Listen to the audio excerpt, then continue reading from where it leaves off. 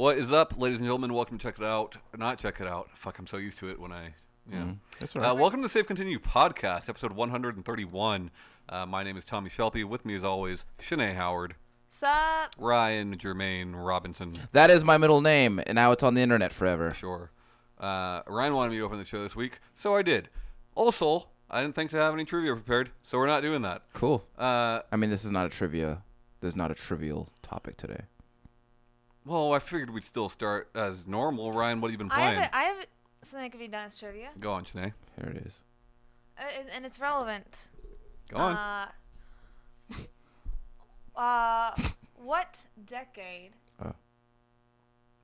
has the only link between video games and violence in video games, violence in movies, and violence in the real world? 1973. And I'll tell you what the link is. Video games, TV, and movies were more violent than ever, and crime rates were down. And juvenile delinquency was also down. Hold on. 1990. 2011?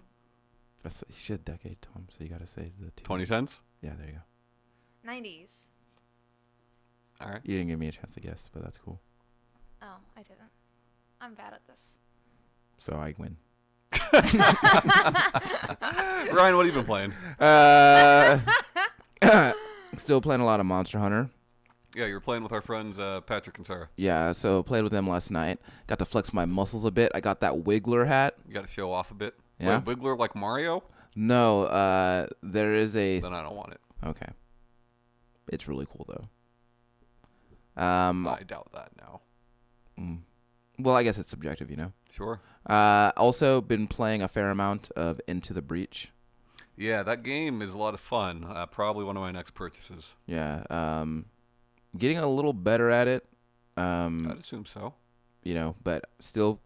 Well, and you have progress that carries over. Sure. I still haven't actually completed a run yet. I end up usually having to abandon the timeline and start over. But I feel like I'm getting a little bit better every time. I will say this. I would start out on easy. But I mean, that's roguelikes. You're supposed to do bad at the beginning. Yeah, sure. No, what I'm saying is that I'm getting incrementally better in a way that I haven't before in other roguelikes. Mm-hmm. Like granted, you know, there was a rate of success that I was experiencing in Dead Cells for a while. But I feel like I'm getting better at this faster than I was with Dead Cells. Yeah. And also comparatively, I was never good at faster than light. Like, look, guys, don't start on easy. Easy is for babies. It's not for babies. It's for people who are sensible. I'm joking. Be Mr. Sensible. Okay. Do whatever you want. It's your Shanae, life. I presume this is now your time to speak about Kingdom Hearts. Yeah. Yeah. So speak about Kingdom Hearts. How's Goofy? Goofy's being a good boy. Okay. Is he a dog? He's a dog. What's Pluto then? Also a dog. They can't both be dogs, man. One has sentience, one doesn't. Just deal with it. You have to accept that fact. Otherwise, you don't accept Mickey, and that's fine. Okay. I don't. So animals aren't sentient? Shut up. I'm so tired of the show. Disclaimer, I'm running on fumes here. I'm so tired. Yeah, I'm almost beaten Kingdom Hearts 1. I would have already beaten it by now, but Goofy got in the way. I've never done all of the synthesis stuff before. Yeah. And if you do all of them, then you can make the ultimate weapon. And you're going all the way. And I was trying, and I was like, all right, I only got 2 more that I gotta find these things for, and I can synthesize, and then I can make the ultimate weapon. Joke's on me, once I got to a certain number, it, like, added 6 more that I had to do, and I have to, like, do this, like, obscure shit for, like, a 4% drop rate. They're giving you more game to play. And obscure how? I'm donezo. Obscure how? Yeah, obscure in what way? So there's like certain gems and shards and things like that you have to go to certain worlds and fight them. So you have to keep going back and forth and then waiting a period so they'll respawn. in like just certain areas in certain worlds, and you have to go fight them there to like get these items, and it's just and it's just like has like stupid low drop rate numbers even when you have like stuff equipped. And I'm just using Bambi all the time, and if you use like it's a summon that like it'll like increase some chances in like certain areas, but you have to kill like 18 in like a setting and like before Bambi goes away. And Kill 18 Bambis. Bambi summon doesn't sound very intimidating. 18 Bambi's moms. enemies while Bambi's around before Bambi goes away, and then like but they'll like comes in waves. And Does stuff he like just? Did he just stand there? No, he hops around, and then like where he touches the ground, like health and like money and shit comes up and items. But yeah, it's just I wanna hang out with Bambi. like I did all the stupid extra boss battles to get those pieces. Like there's a one Good. in Monstra's world where you have to throw elixirs and high potions at it to kill it, Okay. and just shit like that. And it's just like Interesting. I did it for like 6 hours, and then the list got longer, and now I'm discouraged. So Shanae, I was watching a stream of Kingdom Hearts 2 in the PS4 version, and I was very surprised at how good that game looked. It does look really good. I mean, even the the PS2 versions looked really good. Even, Sure, for the even, time. Even like looking back at it, you're like, oh wow, I'm surprised that like I don't know, I like well specifically Kingdom Hearts 2, I was just like, man, this looks good. Like even before the HD. But yeah, I'm excited to get to Kingdom Hearts 2 because Kingdom Hearts 1, even though I love it, it's very clunky in some ways. Archaic. And 2 is just a much better battle system and or like battle mechanics, and yeah, I'm excited for that. I'm not gonna play Chain of Memories. I've just been watching. Play it, Shanae. Just play it. It's a card-based battle system that I'm Don't not. you want to be the Kingdom Queen? No. Okay. That doesn't sound appealing in the least bit. All right. I was under the impression that you did want to be the Kingdom Queen, though. No, I wanna be the Kingdom King. You want to be the King of Queens, like Kevin James? Yeah. I hate that guy. I'll be Kevin James. Here comes the boom tom. Yeah. Sure. So I've been Boom. I've been playing a lot of that. Some other mobile Otomis Cool. that are Motomis. Motomis. Motown. Because I've been looking for different varieties. Because normally I just kind of find the archetype of like 3 different kinds of Motomis, Mm-hmm. and nothing really breaks the mold. They all kind of just like fit in there for the most. Is that an actual term, Motomi? No. I coined it. Yeah, mobile Tomi, Motomi. But yeah, so I've been looking for different ones that like kind of break the mold and have different gameplay aspects as far as that goes. I can't remember if you said. Did you finish your spooky Motomi? Yeah, I did. Okay. Okay. Well, cool. Tom, did you play any video games? Yeah, I played a good bit of Nier Automata, almost done with the A route. Mm-hmm. Really liking that game. Very impressed with it so far, but I don't want to give any like hard, critique of it Till you until finish I'm that done. A route. Until I finish probably All routes? 5 routes. Okay. Well, so there's like 20 odd endings to the game. You got one. 5 are what's considered canon and somewhat necessary. Mm-hmm. But it's a lot of fun. Very, very interesting in what Platinum was able to do with that. Are you using a guide to find your way through each of those paths? No. Okay. So it basically, you beat A route, New Game Plus is B route, New Game Plus is C route, so on and so forth. Oh, I see. There are That's endings easy. that can happen just by triggering certain things. So like the first time I died in the tutorial, credits rolled and Yeah, that you was an mentioned that ending. last week. But really good, very, very impressive stuff. Been playing Street Fighter V Arcade Edition. It's good to be back. A lot of good improvements. You're on your way back to the top? I wouldn't say that, but it's getting there. It's getting there, and How it's many a lot of fun. How many streets have you fought?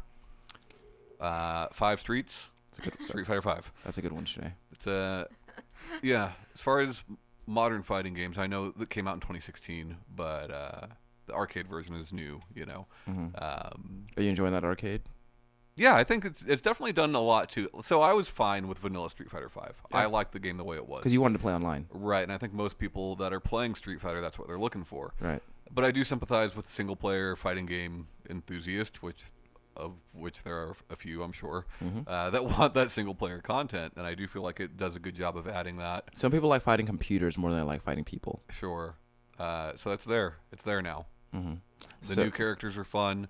Some of the balancing changes are definitely better. You go online and you don't see everybody using Rashid, which it used to be. Rashid was the only player you'd fight online because he was a bit overpowered. Rashid is Rashid like the Eddie Gordo of Street Fighter? Of Street Fighter V, Yeah. He was. Yeah. Now not as much, but he was. Yeah. So yeah, it's good to see the balance changes, the additional content, the throwback content. It's a lot of fun. Mm. And I, Shanae, specifically want to talk to you. I also this morning just played a very, very, very little bit of Ephemeral. Mm-hmm. Which route? I haven't even started that yet. Didn't even finish the prologue. Didn't even finish the prologue. Oh, So very okay. little. But I do have a few quick things I want to run past you. All right. These are some quotes that I found interesting. Nice. I don't care for the writing in the prologue, but I'm still going to give it a chance. I'm going to play at least one route. Real quick. I want to correct something I said and check it out. I looked at the company. It's a Japanese company. Web Systems.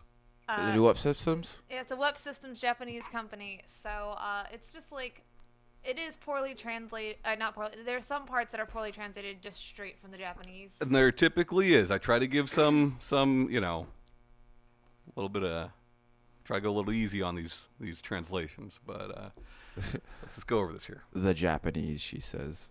These are the first lines of the game, Ryan. Okay. Hey, Okay. do you know why the moon is so far away from us? There are so many things I don't understand in this world. Why can't I leave this town? What is it like to fall in love with someone?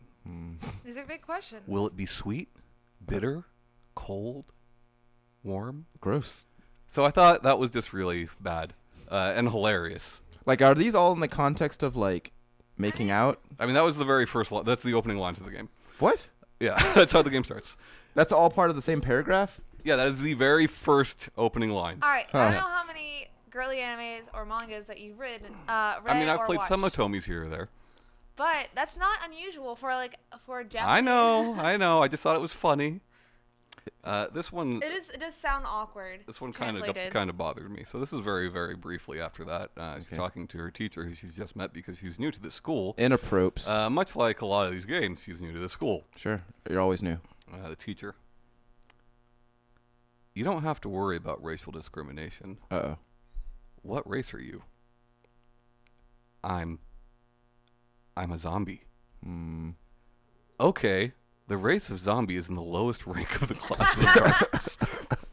What? Like, you don't have to worry about racial, but you guys I should also let are- you know that yeah. you're at the bottom of You the are food trash, chain. though. You don't have to worry because it's all I mean, spelled out for you. You are trash. You have to worry All because you're at rock bottom already. So Yeah, real funny thing on that. So what the teacher means is that the school policy is supposed to be that, like there's no, because like I told you before, like higher, I think I told them off show. you use the term dark races when explaining this, by the way. Yeah, no, you I said said the no, I dark said ones. the world that's what they are. But Right. yeah. Anyways, Look. so they so like higher tiered races can like order lower tiered ones to do something, and they can't do anything about it. That Like, sounds they- familiar. But at the school, they're all equals. But- Even the head of the school No. is just, what is he? He's an invisible man, and that's not very high class, so it's fine. It's the second lowest. We're not racists, we It's swear. the second lowest. Yeah. And We what they're swear. and basically all the teacher's saying is that If anybody ever tells you that they swear they're not racist, They're totally racist. If you have to say I'm not racist, you're totally racist. when you go to school and they tell you you don't have to worry about discrimination here, You should definitely worry about it. worry about it. so what the teacher's meaning is that they can't give force orders in the school. Yeah. But later in the game, They do. At no, school. later in the game, that teacher is fucking racist as shit. Oh, surprise, surprise. Surprise, surprise. I'm not defending the teacher, but that is what they mean. Now look, I'll say this. I like the presentation a lot better than most Otomis. Okay. They didn't just use stock footage, which a lot of the cheaper Otomis tend to do. I do intend to play at least through one route. Get at least one boyfriend. Shanae, you also have Rez's attention. He is going to play it as well. Oh, nice. So check it out. Worked. At least, you duped me. So. Into playing a terrible trash game. Yeah. I think I have one successful check it out. Yeah. I don't remember what it is, though. I had a successful one, Darkest Dungeon. James Wells played played that. Lifeline after your recommendation. There it was. Yeah. Which There Shanae it should was. probably play. I Yeah. think Shanae would like that. James was also telling me that. With as much phone games as you like to play, I think Lifeline would be something you would enjoy. Probably. Anyways, so with all the talk of violence in video games going on the last couple of weeks, we thought it would be appropriate to put in our 2 cents. So what do you guys want to talk about? Well, I think perhaps the most pertinent, which is kind of what's. Well, I mean, do you want to should we go back to the beginning, or should we work with currently and move backward? I don't know. You know what? Hold on.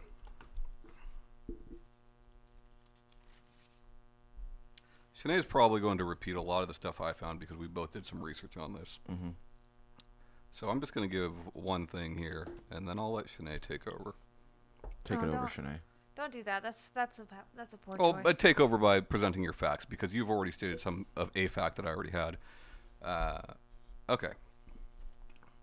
Of the 100 most deadly school massacres in modern history, 40 took place in the United States. The most deadly took place in 1927. Okay, that's irrelevant. Let's see. A total of 7 attacks took place in an era before video games were a part of American life, leaving only 33 school shootings between 1980 and 2018, in which more than one person was slain. In 4 of those 33 mass murders, only 4 of those murders were known to be video game fans. Heath High School, December 1st, 1997. The shooter played video games, but unspecified as to what he played. April 20th, 1999, Columbine. Both of those guys played Doom and Quake. Sandy Hook, December 14th, 2012. He played Dance Dance Revolution. Most recently, Nicholas Cruz, Parkland, Florida, February 14th this year. Unspecified as to what video games he played. But friends said that they saw him play it sometimes. Sure. But these are the 4 shooters of all the mass shootings in American history that we know of that are confirmed to play video games. Only one group, the 2 Columbine kids, were known to play specifically violent video games. One. There was also a false claim put out for the Virginia Tech shooter, saying that he played Counter-Strike, and that was used in some of the arguments about why he did what he did. Sure. But then friends and his old roommate and family said that that's not true. They've never seen him play a game once. What we're getting at here is out of over 100 mass shootings, very small amount occurred while video games were actually a thing. And a way smaller amount, only 4 shooters, were actually confirmed to play video games. Only one of those is confirmed to be violent video games. So in a sense, that the correlation that people attempt to draw between violent video games and violence in young adults and adolescents, that correlation doesn't exactly exist. I mean, I won't say that it doesn't exist, but it definitely hasn't been proven and seems to have been disproven. So we know that 70% of high schoolers play video games. Right. We know that only 20% of these shooters play video games. And seemingly from these numbers, it would seem like less than that. Right. And then also, I was looking at a bunch of statistics as well, and they were talking about kids with behavior disorders and their likelihood to play violent video games versus kids who aren't and don't play games. And then I know in Sweden they did a study and they found that a lot of the information was false.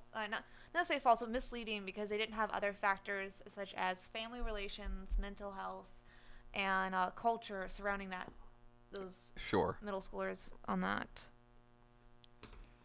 All right, so I'm gonna preface it with this. Okay, so in a vacuum, where the only thing that an individual is exposed to is just is violence presented in video games, then that of course that's probably going to have some kind of effect, right?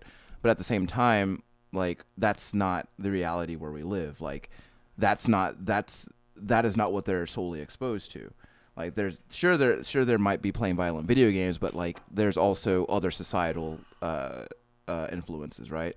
Like, we live in a society of checks and balances and crime and punishment and things like that, and you have to, and then there's more to it than that, right? Sure.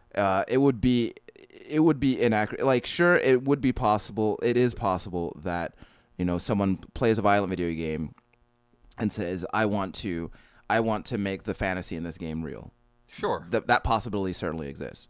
But to say that the sole... I mean, people have mimicked things for centuries. Right. And to say that that's the sole motivator in this person's actions, it would be ridiculous. I think that there are definitely a lot of other external influences too. Like, how have guns been presented to you by the people around you? Well, and if you've heard Donald Trump's direct quote on this, he's not blaming solely video games. He's not saying video games is what did this, but it is one of the major things he's pointing to. Video games and Hollywood. He also said we need some kind of rating system. I agree. Yeah, Donald. Good idea there. I think a lot of the arguments I have seen towards when I was looking at the studies that claimed that there was a link between violence and video games all seem to bring up the catharsis idea. So I did some research into that. And basically what it is if you have violent thoughts and you live them through a game such as Grand Theft Auto, and and you can and you get it out there, that it'll stop you from doing it in real life. And that has been disproven by, I think it was like 103 studies. Yeah. Because of course it would be. Like, because it doesn't. That's just not how it works. A psychologist, I was reading an NPR interview, said that makes as much sense as if you're trying to remember a phone number and you think about it for days and days, and you look at it again, you're not going to forget that phone number if you look at it again. Okay, so this kind of relates to that. Villanova University psychologist and researcher Patrick Markley.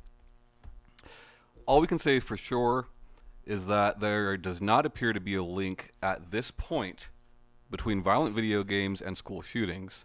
And if there is a link, it goes in the opposite direction. He said that in USA Today very recently. So, I mean, it's weird, right? Like, we have many, many, many studies. Shanae, you were talking about the first guy to do a study on this. Well, the first long-term study was done by Christopher Ferguson, and he's also done many more stories and has tried to put out many studies, and also has tried to put out there some sort of way to check other studies and where, as far as the biases and what they're leaning towards. And here's the thing, though. You talk about biases and things of that nature. When we see a lot of these gun control focus groups and studies done, they are endorsed by gun rights lobbyists, right? Typically the NRA. When you Google video game violence studies in the United States, you end up with just a shit ton of different studies, a ton of them, none of which are funded by the ESA. Right. So I think there's some interest there. There's also that kind of reminds me of like how the Truth Campaign was run by Philip Morris. Sure. Sure. Well, I mean, talking about the tobacco one? Yeah. Yes. Well, I mean, isn't there like legally they have to put out some of their funds towards anti-smoking ads? I do not know. I wouldn't doubt it, but I don't know. I do know that they're not interested in people not smoking, though. Oh, no, not in the least bit. Not in the least bit. In the same way that the NRA is probably not interested in people not using guns. I mean, here's the thing, right? Well, I don't doubt that there is a case that a violent video game has made somebody do something violent. Sure. I'm sure it's happened at some point in the history of video games. It must have. Same with movies. Same with music. This is something that definitely has happened at some point. Does that mean we're going to get rid of all three of those things? Well, does that mean that we're going to put age restrictions on all of those things, which we already have age restrictions on them? The enforcement of those restrictions is it varies, but so Rhode Island specifically wants to raise the age limit at which we buy video games, right? Like all M-rated video games? M-rated Oh, games, okay. right? Which right now you have to be 17 to buy an M-rated game in the United States. Or at least you should be. Right, correct. I'm sure there's some GameStops that are selling you that shit when you're fucking 13. Yeah. And that should be handled, right? That is something I do That's think a that shitty employee there. right. That is something I do think that there needs to be it needs to be better enforced. Right. However, raising the age to a older age, I would assume would be 21, seems kind of ridiculous to me that when we live in a country that at the age of 18, myself and I'm sure you as well had to sign up for the draft. Yep. Nope. No, not you, Ryan. I still remember that. I remember getting that card in the mail. Yeah. And we allow people to serve and go through basic training, which literally teaches you how to shoot a gun. Sure. So that's old enough to do that for our political purposes, but not for our entertainment purposes. So you posed a question a moment ago about there's violent movies and violent music and violent video games that have caused people to go out and do violent things. Right. But the point is, though, in any of those cases, the music or the movie or the video game was never the sole contributing factor.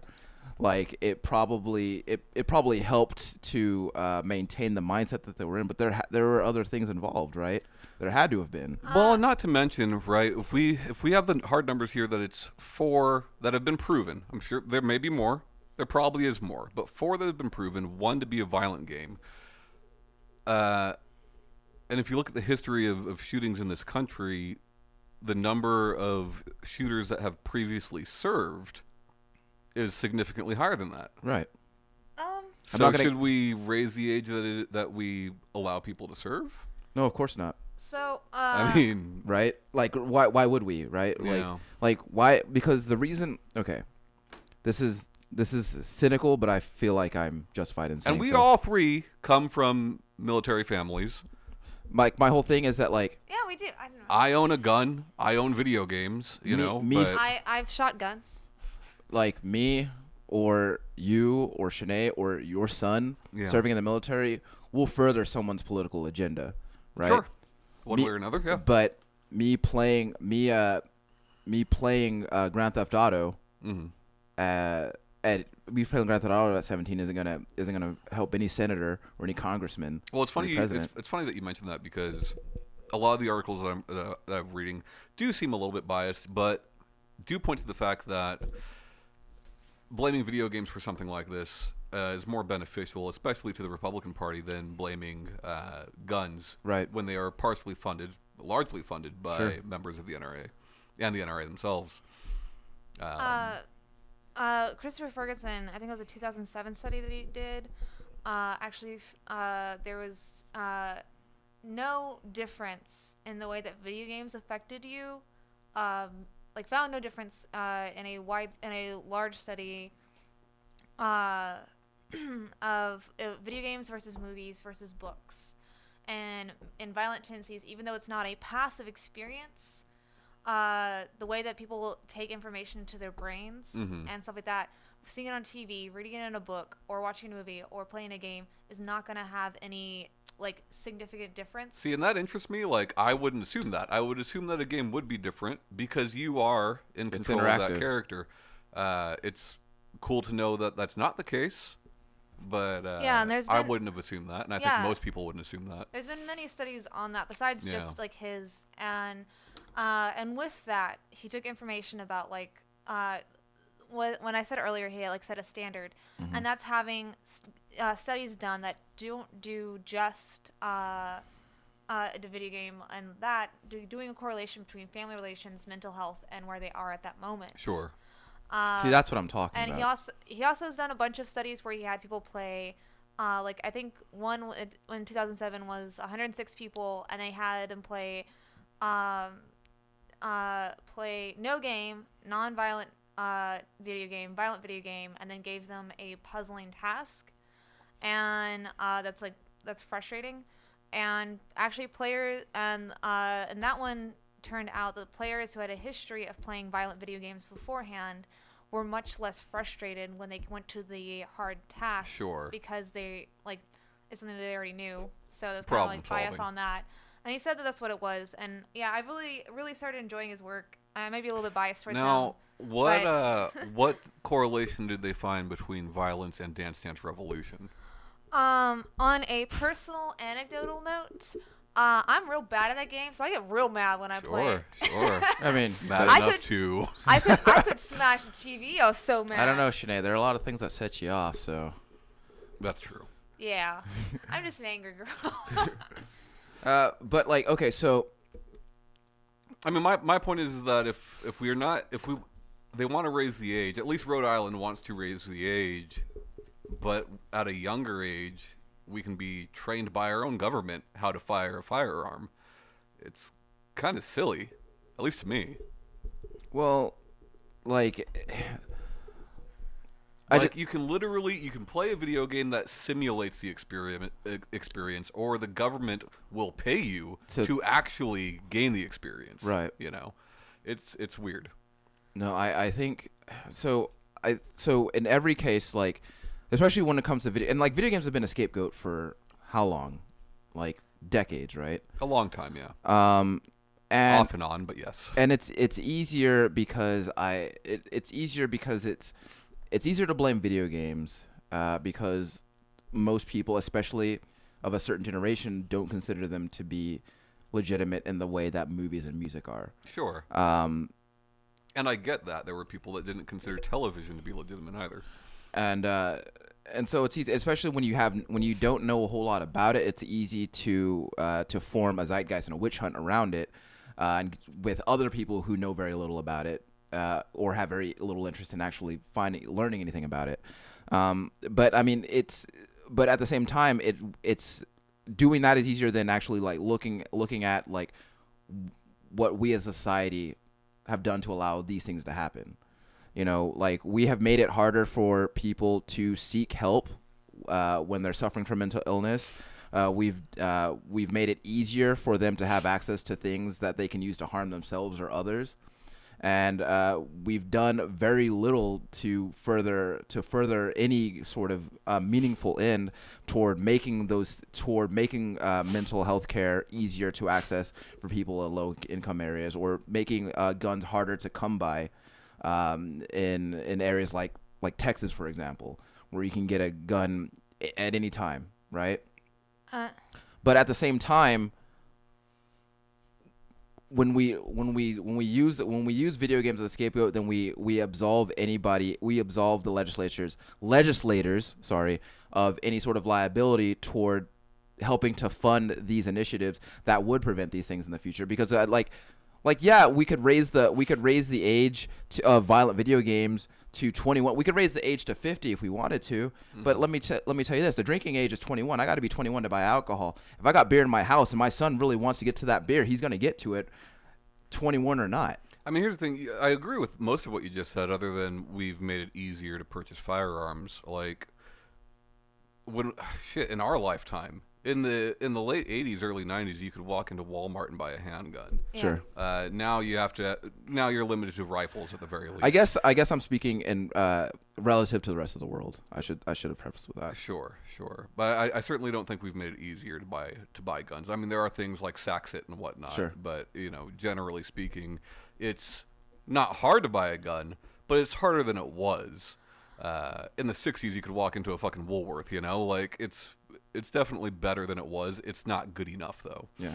And But even with like stricter gun laws, people, my mom and I have talked about this a lot, because uh, she watches a lot of news. So Chicago, it gets brought up as a lot by It's a violent city. and There's a they're game like, about it. and people always bring up, well, they have strict gun laws, but they have some of the worst homicide rates. Well, it's because they're going over to Indiana to get them. Like that's why they're going over to Indiana, buying it, and bringing it back. Like, yeah, okay. Like, I just it needs to be across the board. Just to kind of add to like that, if you look at other countries, and I'll post a chart that I found online that I thought was really interesting. Other countries who do have guns and also have violent video games, and look at the rate of shootings or mass shootings, them versus us, it's obviously like it makes no sense to blame video games when other countries have the exact same games but not the same problem. I mean, you're right. It doesn't make sense logically, but this is nothing new. If you go, I mean, look, paintings and books were burned, right? Movies were boycotted. Like, this is such a new art form, and I think that's where the problem lies. Is that, I mean, not the only problem, but like, it takes a while. It takes a while to be accepted. Any new art form always has, probably always will.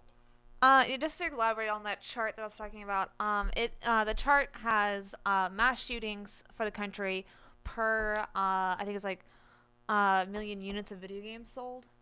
I think that's stupid as hell. There's no, like, what's the significance there? I thought it was just interesting, just because like, if people are gonna say that it is because of that, then like this is kind of like, well, how do you explain this?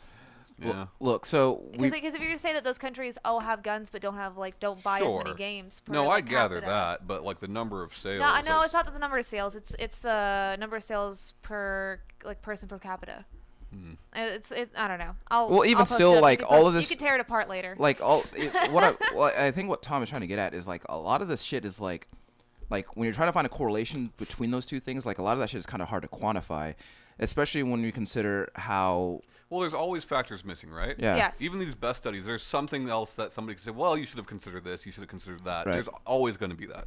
Well, like, and even still, like, okay, so John Sherry did a study for the University of Michigan in which he looked at studies that found no link between violent video games and violent behavior, and other studies that found various links between violent video games and violent behavior, and concluded that like the data is inconclusive at best, and at worst, as Tom pointed out, is trending in the opposite direction. Well, and I think correlation is something that we should try to stay away from. There's an interesting TED Talk that has to do with correlation and how you can say, well, you know, correlation is a bad way to measure trends. Every time it rains, I eat a hamburger. So eating a hamburger must mean it's going to rain, right? Like, and there are studies that can prove that. Sure. It's something as dumb as that. There are studies that can prove that shit. You know, like there's websites that post like weird correlations, like the divorce happens more in June, and there are more bees in June too. So. And it's funny, like I say this knowing that the correlation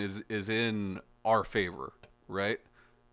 But I mean, but at the same those are studies that. But like I feel like anytime someone, and I've said this earlier, anytime someone makes the argument that violent video games are what perpetuate violent behavior or what incite it, or assuming that that person and violent video games are existing in a vacuum and that there is no other outside influence, and that there's nothing else contributing. Like, what is that kid's life like at school?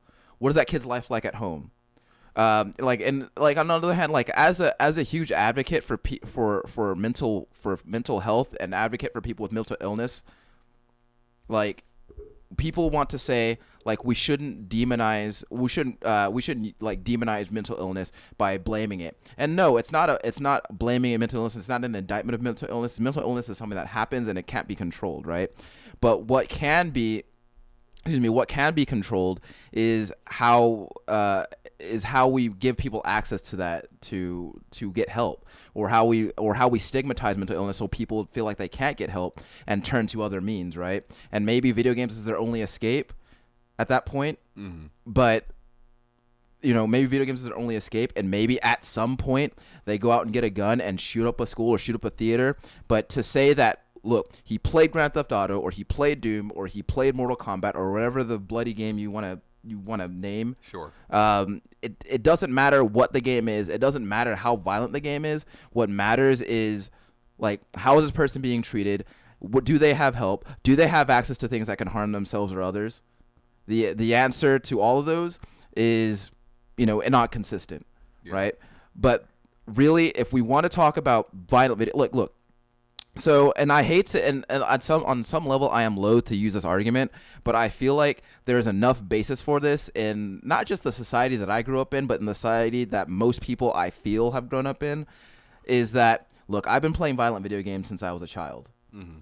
You have watched violent movies and played violent video games since you were a child. Sure. Your children also play violent video games, Absolutely. right? But at the same time, what is it like? One, I've never fired a firearm in my entire life, Mm-hmm. and my interest in doing so has been minimal at most. You've expressed interest to me. But at the same time, You've asked me to take you. At any point at no point have I ever said, you know what, I'm really pissed off right now, and someone needs to pay for this, right? Sure. And at no point and as someone who I feel has, like, I'm presuming here, but I feel like you probably absorbed more violent media than I have, because I was allowed to ingest it at a later point. Right. But like, as far as I know, Tom, you've never killed anyone.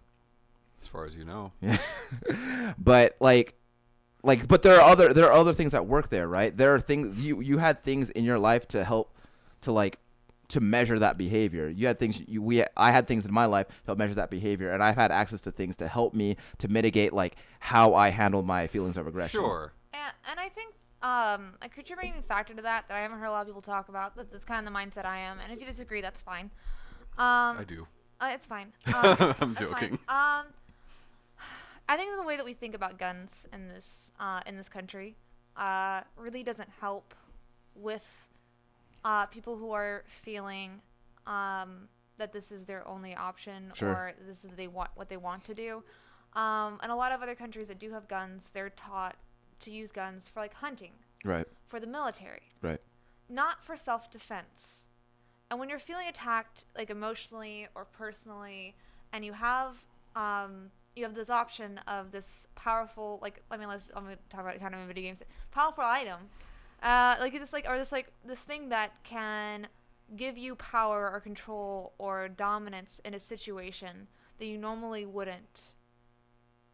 I feel like we are a society that makes that seem like it's okay, and I don't think it's because of video games. I think self-defense is okay.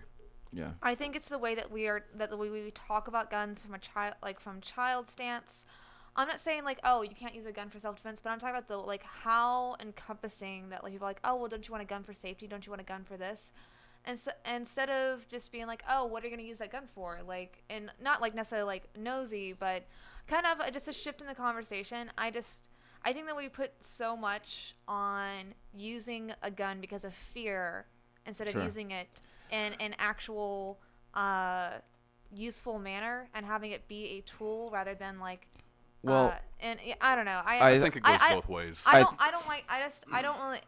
don't really subscribe to like just the fear mongering around guns. Well, okay, so I think that on one hand, I think that the three of us might be incapable of looking at this truly objectively, considering how entrenched we are in video games.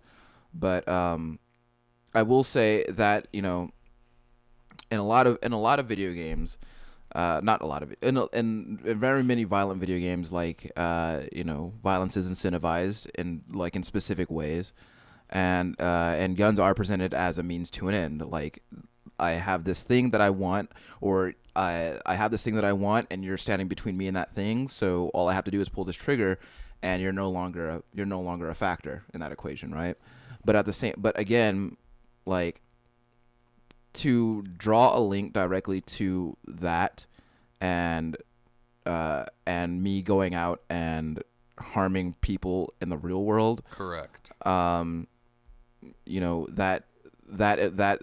are greater implications at work there. Absolutely. There are greater implications at work, and I think that to to say, it's point A and point B between those 2 points is just Yeah, like it's dumb. it's like you no. can't, right? No. And I think that's the shortcut, and that's the route that people take. And it's not even just violence in video games, man. It's like it's sex in video. Like I talk about it all the time when like 10 years ago when Jeff Keighley went on CNN or Fox News rather. Oh, for Mass Effect? For Mass Effect, where the game was described as a murder and sex simulator in which you can murder and have sex with whomever you want in the game. Which I want to play that one.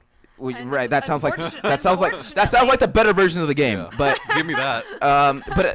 but that argument was presented by people who had never played the game, and he asked point blank, "Have you ever played this game?" And they said no, and I have no intention on doing so. Sure. Right? So we have large groups of very powerful people making decisions or working to make decisions on things that they know nothing about.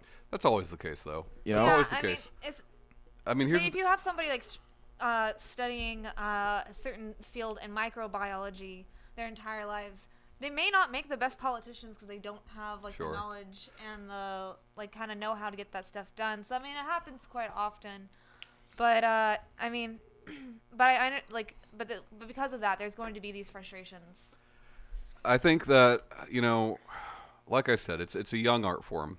And it's still growing. 3 decades, sure, a little bit longer than that is not a long time.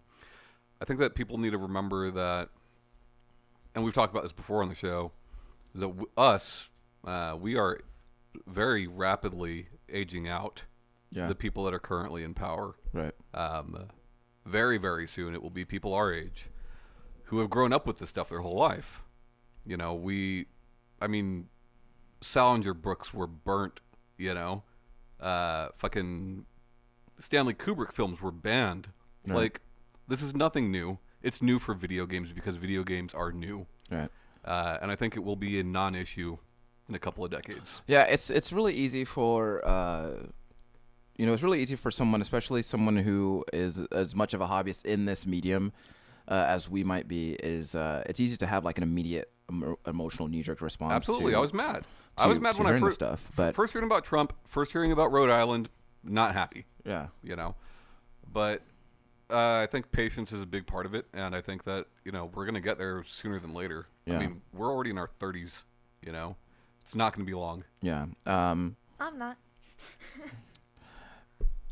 The reality of the situation is that like, the violent video games aren't going to go away.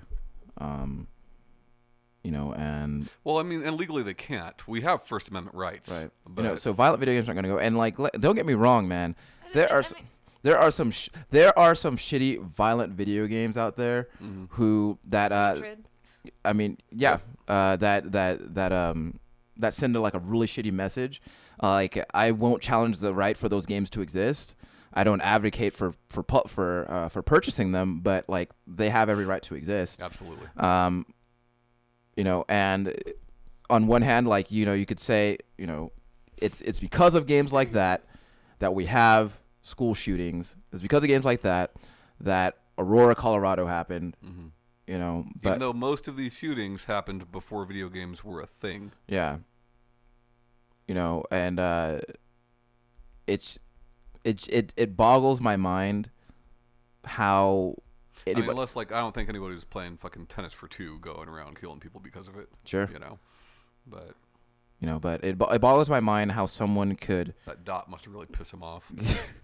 look at what has happened and say singularly the cause is violent video games, where in fact Or anything for that matter. Like you said, there's no single cause to any of this. there can't be, because There are single No. things we can do to improve this. right.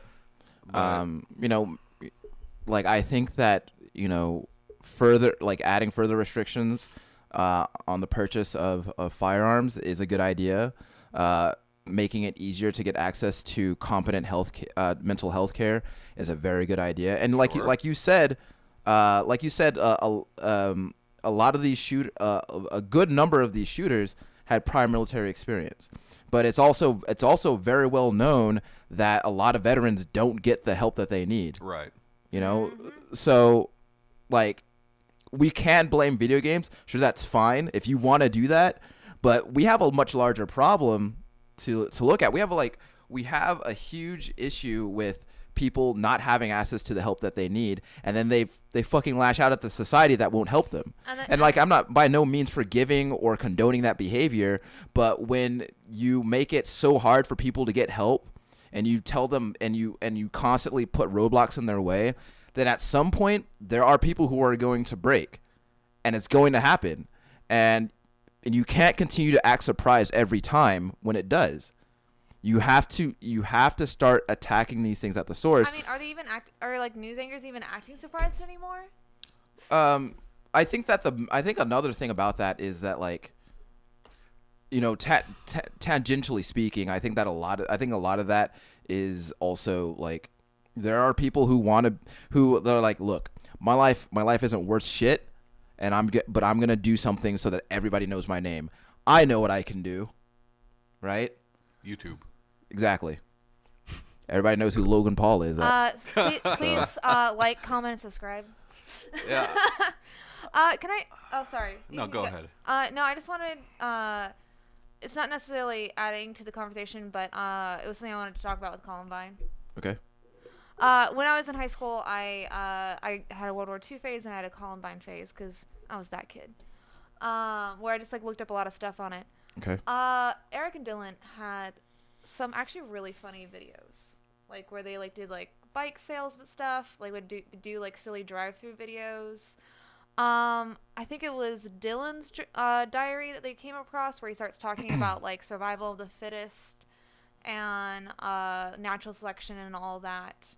And if you look at all those things, some of them just seem like a regular teenager, and some just are giant cries for help, and it just like breaks my heart, especially if you read some of the stuff that his mom talks about and like what she saw as just being a normal teenager and not realizing it. But yeah, they're actually really like, even though they're the two that did play the most violent video games, but as far as who they wanted to be friends with in their school and getting rejected from there outside of school, they're seeing their lives as a scope, because it is out there more than I haven't really looked at any other shooters, but I feel like it's definitely out there a lot more than others, and it's just, I find it really interesting. I mean, like, I definitely agree with everything you guys have said, that, you know, mental health resources should be more readily available. And that definitely, changing the conversation that about definitely guns is an issue with the two Columbine kids. That being said, like, I think just the age Ryan and I were at the time that happened, I don't sympathize with them at all. Oh, I'm not saying that they should be forgiven, but I am saying that it's interesting seeing a larger scope of what their mind frame was at when they were thinking and plotting about doing this. Mm-hmm. I think that seeing like different facets to that person is really interesting. It's just I mean, it's other serial killers that I've like looked up and like seen videos of them talking and stuff like that. I think those are fascinating as well. Sure. I think, you know, by and large, a society has been created that is conducive to, you know, this kind of behavior, and I don't think it's okay. And I think that, you know, when we were looking for a cause in video games, I think that you're making a fucking joke out of all the shit that's happening. I think when people go to that argument, I think that they're just not taking it seriously, and that's a fucking shame, because nothing is going to come from these talks with the ESA. Nothing is going to change, and more people are going to die, and that's really sad. I don't think that that's necessarily the best way to look at it, because something can come with these talks, and I think a discussion should happen. You know, the ESA doesn't have a whole lot of power over what happens. Right.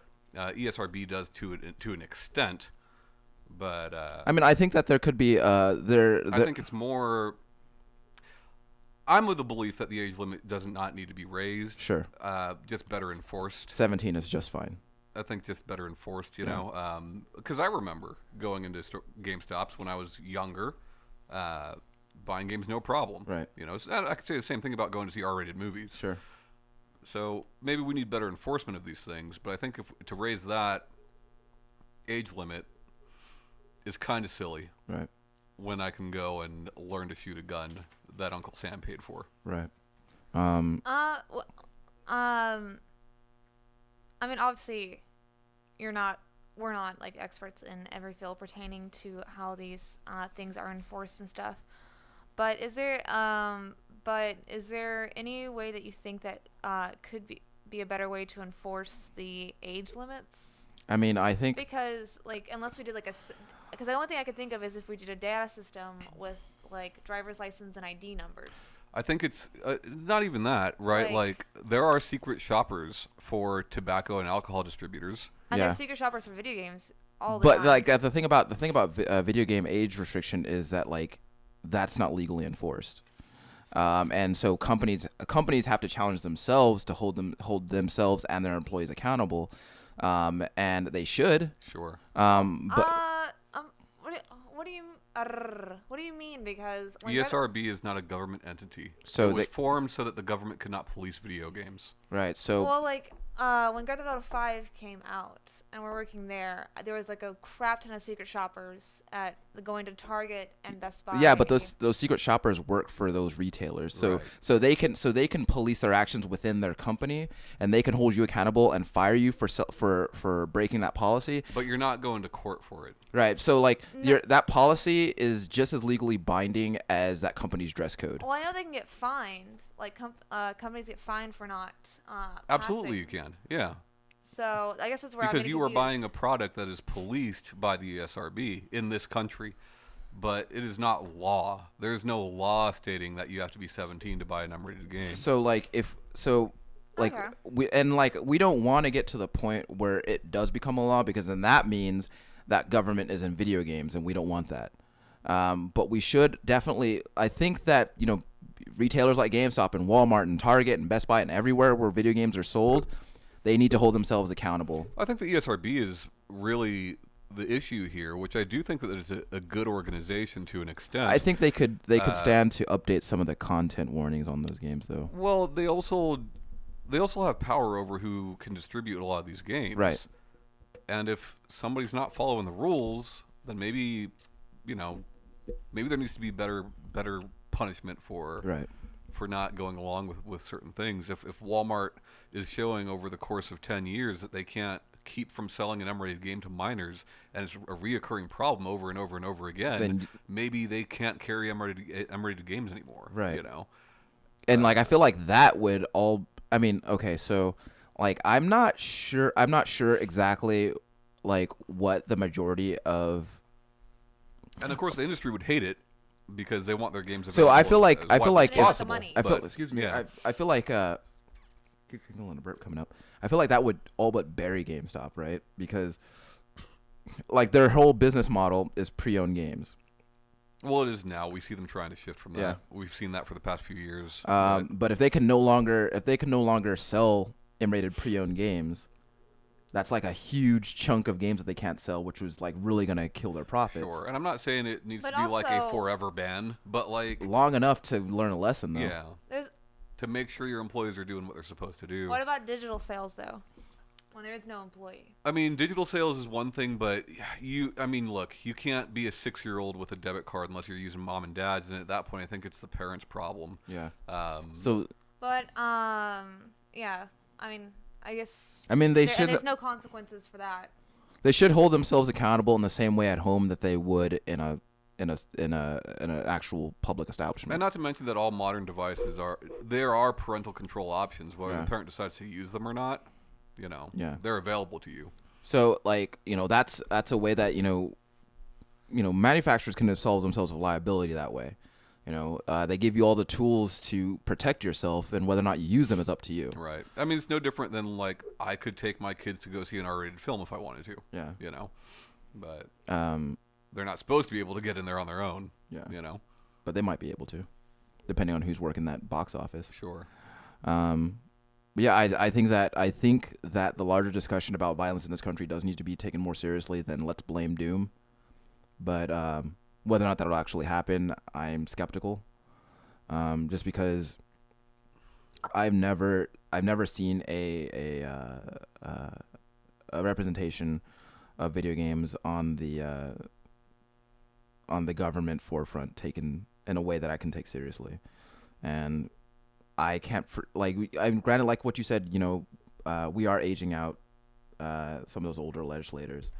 So that's apt to change in our lifetime. Oh, it definitely will in our lifetime. But I'd like to see it sooner than later, and I'd like the conversation about violence in this country to take a more serious tone. Sure, I'd like to see it sooner than later. Overnight change would be fantastic. That's just typically not the case. Sure. But I'm sufficiently bummed out. How about you guys? I'm not bummed. I think it's good that we're having the discussion. I'm sure next week will be a more fun show. Actually, go ahead. Oh, I have an actual piece of trivia that if you want to retry Did you just concoct that while we were talking? No. Does it have to do with violence in video games? Because I don't want more trivia about that. Yeah, It's an we don't easier trivialize one. violence. Okay. It's an easier one. Okay, sure. I don't care that it's easier. I just don't want it to be on that topic. In the 70s, was the first video game that was written about to say that it would cause violence, and it was an arcade game. Do you know what game it was? What did Tom just say? Tom's face. I don't know, Shanae. What is it? Death Race. The movie about the David Carradine film? The game about the David Carradine film? I don't know. I would assume so. Yeah, they said that it would cause more vehicular manslaughter. Cool. That movie was a video game in and of itself. I feel like Death Race was the first video game movie before there was video game movies. Yeah. You got points for running people over in that movie. That's true. I made that. Remember when they go by the old folks' home? Yeah. Oh man, so many points. Which is where because I used to wonder when I would be driving with people and they would jokingly see pedestrians who like 300 points, blah, and I was like, all right. And then I finally watched that movie. Yeah. As a young adult, and I was like, oh, that's where that comes from. Death Race is the original Stallone. Death Race 2000. Yeah, Stallone Carradine one. That's a movie you get for $5 on Blu-ray at Walmart. I mean, there are worse ways to spend $5. Mm-hmm. All right. Well, anything else, guys? No. No. Tom, you have anything you want to plug? As a matter of fact, Ryan, I do. Okay. I'd like to plug the Save Continue podcast. Okay. If you're watching it, maybe you are a fan. No, seriously though, we're getting some new equipment in. There will be a lot of changes coming. Some to just production value, but probably some to format as well. So we hope you guys enjoy. If you don't, let us know. If you do, let us know. And yeah, we love you guys. Yeah. Love you guys. Be safe and be good to one another. My name is Ryan Robinson. That's Tom Shelby. Goodbye. Shanae Howard. Bye, guys. See you next week.